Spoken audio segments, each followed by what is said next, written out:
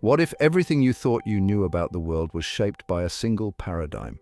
A paradigm so pervasive it seeped into every aspect of our lives, from the hard sciences to our cultural norms, without us even realizing it. This paradigm is materialism. It's the belief that everything that exists is physical or material in nature.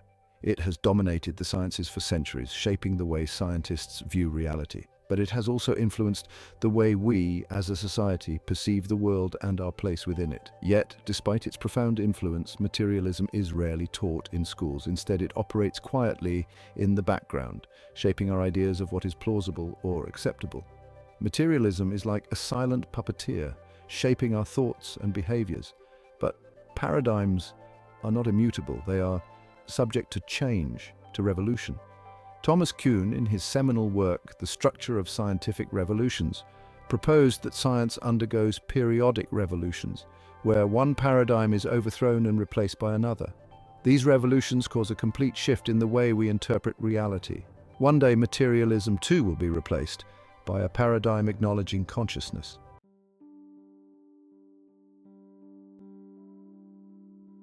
To understand paradigms, consider the Necker cube, a simple line drawing perceived in two distinct ways, either as a downwards tilting cube or as a cube that is tilted upwards. Stare long enough and your brain flips between these interpretations. This shift is instantaneous, like suddenly solving a puzzle. Kuhn argued these shifts mark the revolutions in scientific paradigms. During stable periods, scientists refine the prevailing paradigm. They ask paradigm-approved questions, expecting answers that fall within the paradigm. It's like constructing knowledge within a bubble. But what happens when data contradicts the paradigm? Anomalies often get ignored or dismissed. Scientists may try to explain away contradictions. They may argue the paradigm will eventually explain anomalies, like fitting a square peg into a round hole, or a ship promising to reach a distant shore despite sailing in the opposite direction. Scientists don't generally invent new theories to accommodate anomalies. They have no incentive to look for new paradigms, like explorers convinced there's nothing beyond their small island. The seeds of materialism were sown in the 17th century, a period of intense intellectual and scientific ferment. The Renaissance shattered the old medieval order, challenging the authority of the Catholic Church. Giordano Bruno challenged the Church's geocentric view, proposing an infinite universe. In 1600, Bruno was burned at the stake for his beliefs. His fate warned other scientists who pursued research in secret. Despite opposition, the scientific revolution gained momentum with discoveries by Galileo, Kepler, and Newton. By the 18th century, the scientific revolution had given rise to a new worldview valuing reason and observation. Known as the Enlightenment, it emphasized human reason to understand the natural world. The universe was seen as governed by natural laws, discoverable through observation and experimentation. This naturalism contrasted with the Church's view of a universe governed by God's will. The scientific method, emphasizing empirical evidence, became a powerful tool for understanding the natural world. By the late 19th century, science had become a dominant force in Western society. This led some thinkers to embrace materialism, the belief that everything is made of matter and energy. Materialism offered a simple explanation for the universe, supported by scientific discoveries. However, it could not explain consciousness, the subjective experience of awareness. Consciousness seemed to defy explanation in purely physical terms. Despite this, materialism gained ground, championed by prominent scientists and philosophers. The late 19th century witnessed a peculiar tension within the scientific community. While materialism gained traction, many leading scientists harbored views on consciousness that would soon be deemed heretical. Luminaries like William James, the father of American psychology, and Sir William Crookes, a prominent physicist and chemist, openly explored unconventional aspects of consciousness. Their investigations extended beyond the realm of the purely material, delving into phenomena like telepathy, clairvoyance, and the possibility of life after death. These scientists, far from being fringe thinkers, were respected members of the scientific establishment. They formed organizations like the Society for Psychical Research, attracting other eminent scientists and scholars to their ranks. Their approach was rigorous, adhering to the scientific method in their attempts to study these elusive phenomena. They documented their findings meticulously, published their results in peer-reviewed journals and engaged in lively debates with their more skeptical colleagues. What drove these scientists to risk their reputations by venturing into such controversial territory? It wasn't a lack of rigor or a desire to cling to outdated religious beliefs. Rather, it was a deep conviction that the materialist paradigm was insufficient to explain the full spectrum of human experience. They recognized that consciousness, with its subjective qualities and its apparent ability to transcend the limitations of space and time, posed a profound challenge to the prevailing scientific worldview.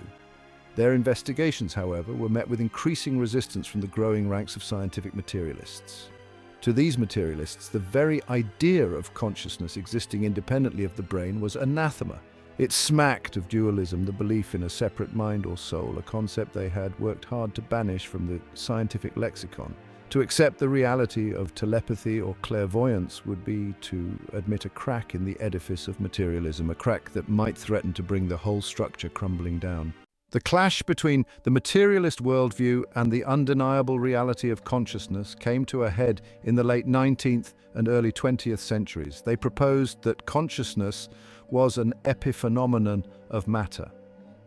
Epiphenomenalism posits that consciousness is a mere byproduct of brain activity. Imagine a steam engine chugging along the tracks. The engine's movement is what matters. The steam it produces is incidental. In the same way, consciousness is a byproduct of the brain's workings. The problem with epiphenomenalism is that it flies in the face of our everyday experience. We feel that our thoughts and feelings matter, that they influence our decisions and shape our lives. The adoption of epiphenomenalism by the scientific community was not a triumph of reason, but a reflection of philosophical biases. Materialism had hardened into a dogma, dismissing phenomena that didn't fit its framework. This dogmatic adherence stifled scientific inquiry into consciousness. Scientists exploring non-materialist explanations were often marginalized. This created a false dichotomy between science and the study of consciousness. By equating science with materialism, the scientific community ignored the mystery of our minds. This false dichotomy persists, though cracks are beginning to show. Phenomena challenging the materialist worldview are forcing a reconsideration of reality and consciousness.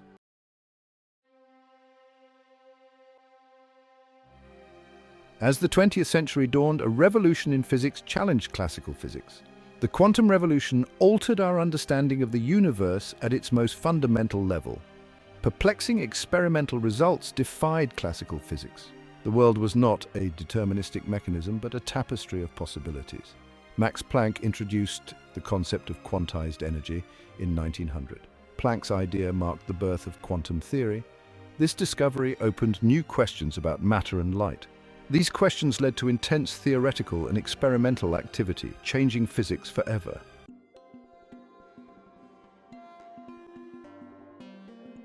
Quantum theory suggested consciousness might be fundamental to reality. Max Planck argued that consciousness was the ultimate source of the material world. Planck's views were rooted in his understanding of quantum theory. The observer effect implied that observation played a role in creating reality. This idea threatened the objectivity of science. If consciousness shaped reality, what did this mean for materialism? These questions continue to be debated by physicists and philosophers. For Planck, consciousness was a fundamental aspect of reality.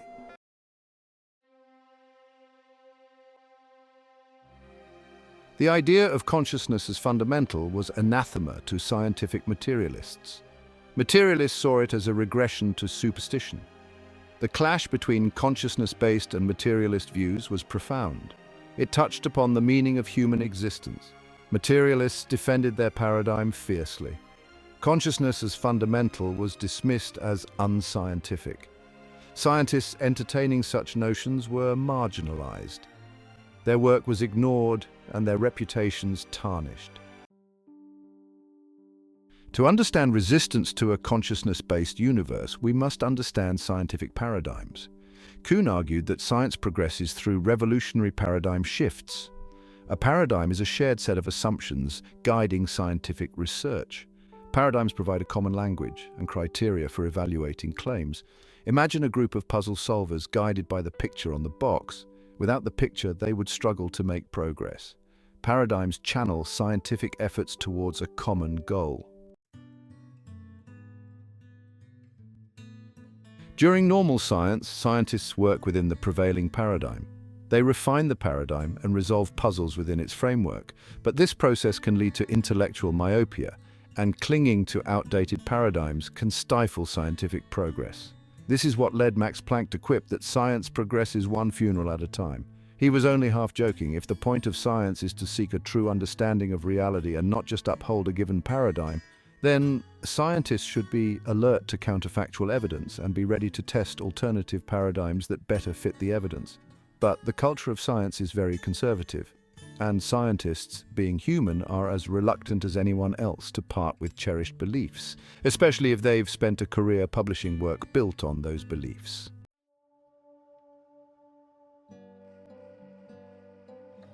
The materialist paradigm constrains scientific thought. It limits inquiry and shapes the questions scientists ask. This intellectual straitjacket operates subtly. Reductionism reduces complex phenomena to physical components. This approach misses the global properties of the whole. Analyzing parts in isolation fails to capture the whole. Consciousness is more than just brain activity. Despite this, the materialist paradigm persists, hoping to eventually explain consciousness. The materialist paradigm's inability to accommodate consciousness has led to a number of contorted attempts to explain it away, to reduce it to something more palatable to the materialist worldview. One such attempt is the aforementioned epiphenomenalism, the notion that consciousness is a mere byproduct of brain activity, devoid of any causal power or independent reality. This view, as we have seen, flies in the face of our everyday experience, which suggests that our thoughts, feelings, and intentions do indeed influence our actions. Another attempt to square the circle of consciousness and materialism is to deny the reality of subjective experience altogether. This view, known as eliminative materialism, argues that our common-sense understanding of consciousness is simply wrong, that terms like mind, thought, and feeling are nothing more than folk psychological concepts that will eventually be replaced by more scientifically rigorous terminology. In other words, consciousness, according to eliminative materialists, is simply an illusion, though an illusion to whom is never discussed. While eliminative materialism might seem like an extreme position, it's actually quite consistent with the logic of materialism itself. If the universe is ultimately nothing more than matter and energy, and if consciousness cannot be reduced to either of these, then the only logical conclusion is that consciousness does not exist. Of course, such a conclusion requires us to deny the most fundamental aspect of our being, the one undeniable truth, upon which all other truths are based. The fact that we are conscious, that we experience the world, that we feel joy and sorrow, love and loss. These attempts to explain consciousness away, whether through epiphenomenalism or eliminative materialism, highlight the intellectual contortions that materialism forces upon us. Rather than expanding our understanding of the universe to include the mystery of consciousness, materialism seeks to shrink the universe to fit its preconceived notions, even if it means denying the reality of our own experience. The materialist paradigm, despite its dominance within the scientific community, has come at a considerable cost. By clinging dogmatically to a worldview that cannot account for consciousness, science has walled itself off from profound human inquiry. This has hindered scientific progress in areas related to consciousness. Research into consciousness is often starved of funding and dismissed as unscientific. It has contributed to a sense of meaninglessness and alienation in the modern world. The materialist paradigm has left us with more questions than answers. It is time for science to embrace a more expansive worldview, acknowledging the mystery and wonder of consciousness.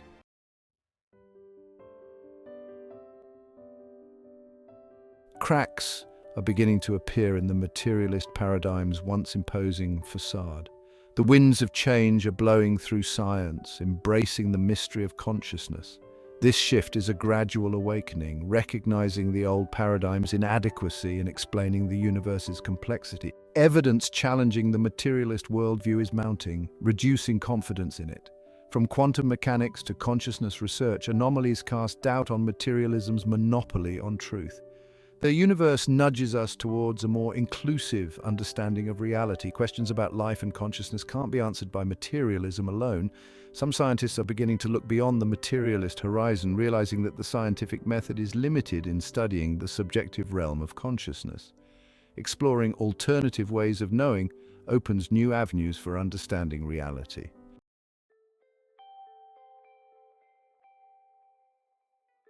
The emerging paradigm promises a radical departure from the materialistic worldview that has dominated scientific thought for centuries. It's a paradigm that recognizes the interconnectedness of consciousness and matter, seeing the universe as a living organism. This new vision of reality merges science and spirituality, viewing them as complementary aspects of a single quest for truth. Consciousness is seen as a fundamental aspect of reality, not just a product of the brain. This view aligns with quantum mechanics, suggesting consciousness shapes reality. Consciousness must be seen as an active participant in the universe's unfolding. This new understanding of consciousness has profound implications for our place in the cosmos. The journey through scientific materialism reveals a paradigm in crisis. Like a ship with a breach in its hull, materialism struggles in a sea of anomalies. Evidence for the independence of consciousness from matter demands a reckoning from a reluctant scientific community. The materialist paradigm has reached its limits. Its reductionist approach is inadequate for the mystery of consciousness. The subjective experience breathes life and meaning into the universe. Clinging to this outdated paradigm denies our fundamental being. We are aware, we experience, we feel. The time has come for a new scientific revolution, a revolution that will overthrow the outdated dogma of materialism and usher in a new era of understanding, an era where science and spirituality are allies in the quest for truth. This revolution requires a fundamental shift in perspective and a willingness to question deeply held assumptions. It's a revolution that must begin within the hearts and minds of individual scientists, rekindling the spirit of curiosity and wonder that first drew them to science. It's a revolution that requires a willingness to look beyond the narrow confines of the materialist paradigm to explore alternative explanations for phenomena that defy explanation within the current framework. It's a revolution that demands a more holistic, integrative approach to science, one that recognizes the interconnectedness of all things. The seeds of this revolution are already being sown. Across a wide range of disciplines, scientists are beginning to question the materialist orthodoxy, exploring new ways of understanding the nature of reality and the place of consciousness within it. This burgeoning movement, still in its early stages, is fueled by a growing recognition that the old paradigm is no longer serving us well, that it has led us down a path of intellectual sterility and spiritual bankruptcy. It's a movement driven by a deep longing for a more meaningful and fulfilling way of understanding ourselves and our place in the cosmos. The journey ahead will be challenging, but it is a journey worth taking, for at stake is nothing less than the future of science itself, and with it, the future of humanity. The time has come to move beyond the material, to embrace the mystery, and to rediscover the wonder that lies at the heart of existence.